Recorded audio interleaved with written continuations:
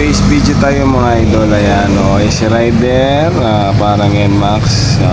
Papalitan natin yung gear oil nya, no. Ayun nga, umpisa na natin. Let's go. Itong gagawin natin may bolt dito sa baba. Ito, pakita ko. So yung drain plug nya, dito natin nilalagay yung bagong oil.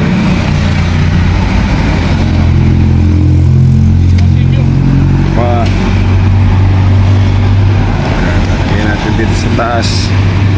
So yung style ng Easy Rider, wala siyang yung takip na katulad ng NMAX, Mio, yan.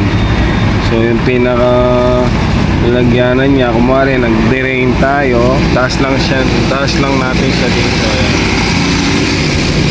Tapos dito natin sasalin yung langis. Okay, gawin na natin. Okay mga idol, ang gagamitin natin socket wrench ay number 10. Ayan, number 10 po yan. At ito nga, ilalagay ko na, ipapwesto ko doon sa drain plug niya mismo.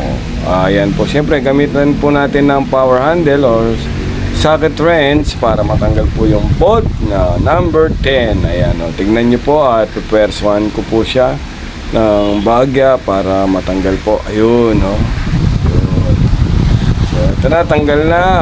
Lagay na po natin yung lalagyanan para makuha po yung dating langis nya, no. So gagamitin po natin gear oil dito ay Yamaha Lube. Ayan po.